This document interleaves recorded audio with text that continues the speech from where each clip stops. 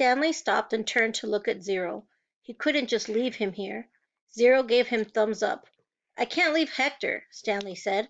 I suggest we go, said the lawyer, with a sense of urgency in her voice. I'll be okay, said Zero.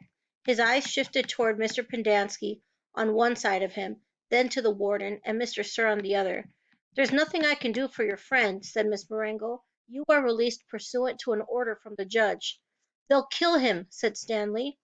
Your friend is not in danger, said the Attorney General. There's going to be an investigation into everything that's happened here.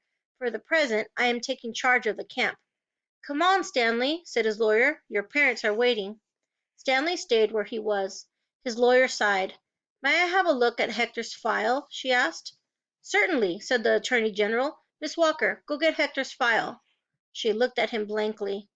Well? The warden turned to Mr. Pendanski. Bring me Hector Zeroni's file. He stared at her. Get it, she ordered. Mr. Pendanski went into the office. He returned a few minutes later and announced the file was apparently misplaced. The Attorney General was outraged. What kind of camp are you running here, Miss Walker? The warden said nothing. She stared at the suitcase. The Attorney General assured Stanley's lawyer that he would get the records. Excuse me while I call my office. He turned back to the warden. I assume the phone works? He walked into the camp office, slamming the door behind him. A little while later, he reappeared and told the warden he wanted to talk to her. She cursed, then went inside. Stanley gave Zero thumbs up. Caveman, is that you? He turned to see Armpit and Squid coming out of the rec room. Squid shouted back into the rec room, Caveman and Zero are out here! Soon all the boys from Group D had gathered around him and Zero. Good to see you, man, Armpit said, shaking his hand. We thought you were buzzard food. Stanley is being released today, said Mr. Pendanski. Way to go, said Magnet, hitting him on the shoulder. And you didn't even have to step on a rattlesnake, said Squid. Even Zigzag shook Stanley's hand. Sorry about, It's cool, said Stanley. We had to lift the truck clear out of the hole, Zigzag told him. It took everybody in C, D, and E. We just picked it right up. It was really cool, said Twitch. X-Ray was the only one who didn't come over. Stanley saw him hang back behind the others a moment, then returned to the rec room. Guess what? Said Magnet, glancing at Mr. Pendanski. Mom says we don't have to dig any more holes. That's great, Stanley said. Will you do me a favor? Asked Squid. I guess, Stanley agreed, somewhat hesitantly. I want you to... He turned to Miss Marengo. Hey, lady, you have a pen and a paper I can borrow? She gave it to him, and Squid wrote down a phone number which he gave to Stanley. Call my mom for me, okay? Tell her I said I was sorry. Tell her Alan said he was sorry. Stanley promised he would. Now you be careful out in the real world, said Armpit. Not everybody is as nice as us. Stanley smiled. The boys departed when the warden came out of the office. The Attorney General was right behind her. My office is having some difficulty locating Hector Zeroni's records, the Attorney General said. So you have no claim of authority over him? Asked Miss Marengo. I didn't say that. He's in the computer. We just can't access his records. It's like they've fallen through a hole in cyberspace. A hole in cyberspace, Miss Marengo repeated. How interesting. When is his release date? I don't know. How long has he been here? Like I said, we can't. So what are you planning to do with him? Keep him confined indefinitely, without justification, while you go crawling through black holes in cyberspace? The Attorney General stared at her. He was obviously incarcerated for a reason. Oh? And what reason was that? The Attorney General said nothing. Stanley's lawyer took hold of Zero's hand. Come on, Hector. You're coming with us. Chapter 49. There never used to be yellow-spotted lizards in the town of Green Lake. They didn't come to the area until after the lake dried up. But the townsfolk had heard about the red-eye monsters living in the desert hills.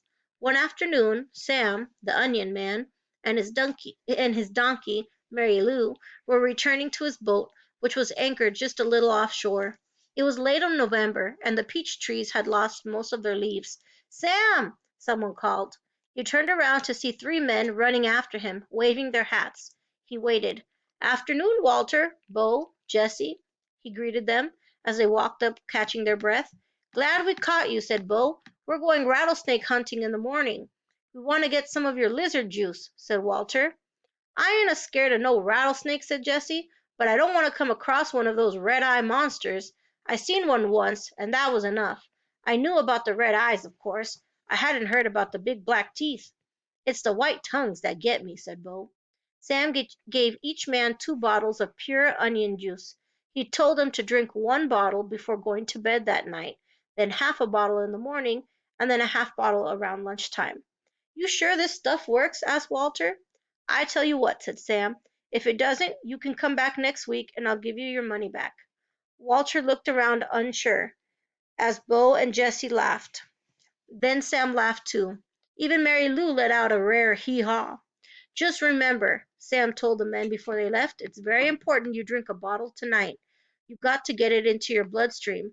The lizards don't like onion blood."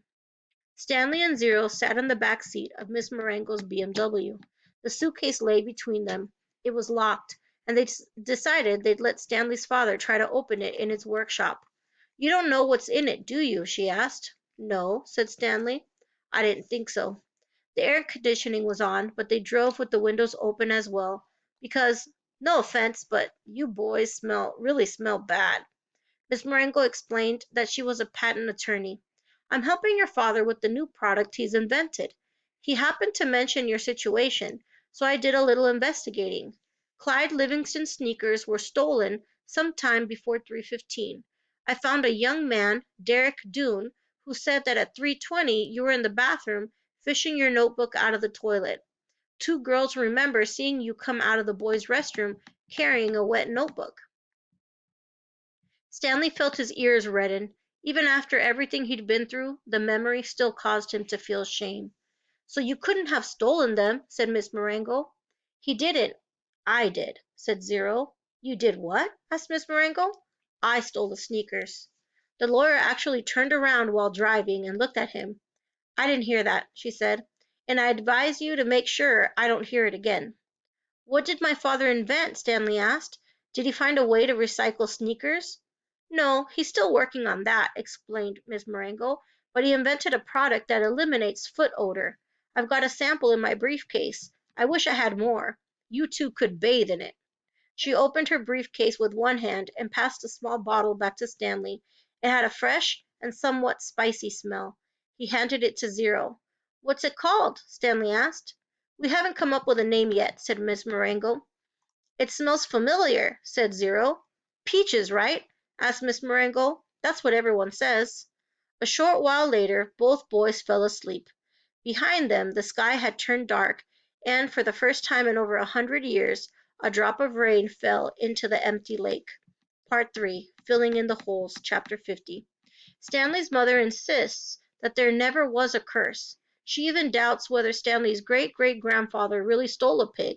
The reader might find it interesting, however, that Stanley's father invented his cure for foot odor the day after the great-great-grandson of Elia Yelnats carried the great-great-great-grandson of Madame Zeroni up the mountain. The Attorney General closed Camp Green Lake. Miss Walker, who was in desperate need of money, had to sell the land which had been in her family for generations. It was bought by a national organization dedicated to the well-being of young girls. In a few years, Camp Green Lake will become a Girl Scout camp. This is pretty much the end of the story. The reader probably still has some questions, but unfortunately, from here on in, the answers tend to be long and tedious. While Mrs. Bell, Stanley's former math teacher, might want to know the percent change in Stanley's weight, the reader probably cares more about the change in Stanley's character and self-confidence. But those changes are subtle and hard to measure. There is no simple answer. Even the contents of the suitcase turned out to be somewhat tedious. Stanley's father pried it open in his workshop, and at first everyone gasped at the sparkling jewels. Stanley thought he and Hector had become millionaires, but the jewels were of poor quality, worth no more than $20,000. Underneath the jewels was a stack of papers that had once belonged to the first Stanley Yelnats. These consisted of stock certificates, deeds of trust, and promissory notes. They were hard to read and even more difficult to understand. Miss Marengo's law firm spent more than 2 months going through all the papers. They turned out to be a lot more valuable than the jewels. After legal fees and taxes, Stanley and Zero received less than $1 million, but not a lot less. It was enough for Stanley to buy his family a new house with a laboratory in the basement, and for Hector to hire a team of private investigators. But it would be boring to go through all the tedious details of all the changes in their lives.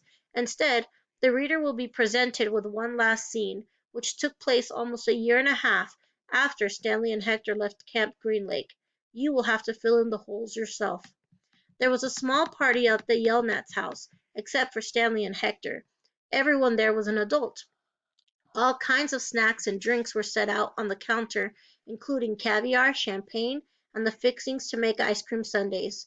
The Super Bowl was on television, but nobody was really watching. It should be coming on at the next break, Miss Marengo announced. A timeout was called in the football game, and a commercial came on the screen. Everyone stopped talking and watched. The commercial showed a baseball game. Amid a cloud of dust, Clyde Livingston slid into home plate as the catcher caught the ball and tried to tag him out. "Safe!" shouted the umpire, as he signaled with his arms.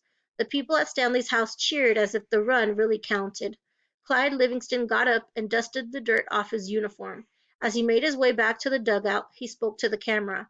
"Hi, I'm Clyde Livingston, but everyone around here calls me Sweet Feet." "Way to go, Sweet Feet!" said another baseball player, slapping his hand.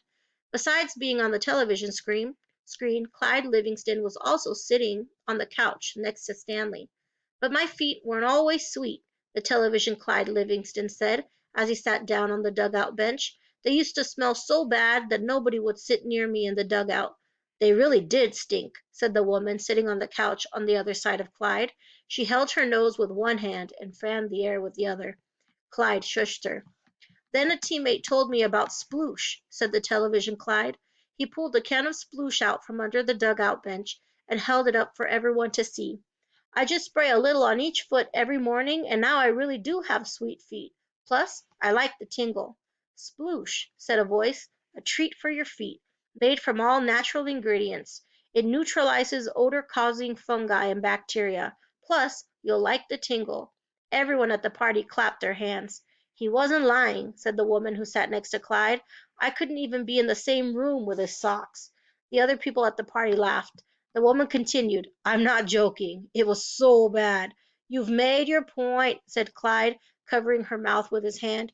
He looked back at Stanley. "Will you do me a favor, Stanley?" Stanley raised and lowered his left shoulder. "I'm going to get more caviar," said Clyde. "Keep your hand over my wife's mouth."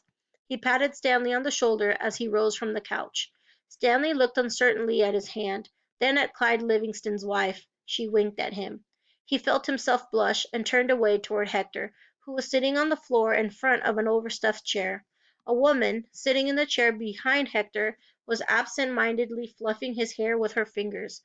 She wasn't very old, but her skin had a weathered look to it, almost like leather. Her eyes seemed weary, as if she'd seen too many things in her life that she didn't want to see, and when she smiled, her mouth seemed too big for her face. Very softly she half sang, half hummed a song that her grandmother used to sing to her when she was a little girl. If only, the moon speaks no reply, reflecting the sun and all that's gone by. Be strong, my weary wolf, turn around boldly, fly high, my baby bird, my angel, my only. Oh, and that's the end of Holes. Dun dun dun. So what we find out is that Stanley and Zero end up being caught by the warden, but they actually have a lawyer on their side, and they're able to leave with a treasure chest. And the treasure chest has jewels that aren't worth that much money, but there's papers that are worth a lot more. So they end up having money. We can tell that Zero is able to find his mom, and Stanley's family is able to buy a new house and become rich because they invent something to help the smelly feet of Clyde Livingston and other people. And basically, everyone lives happily ever after. Camp Green Lake ends up being taken away and turned into a Girl Scout camp. Hope you liked it.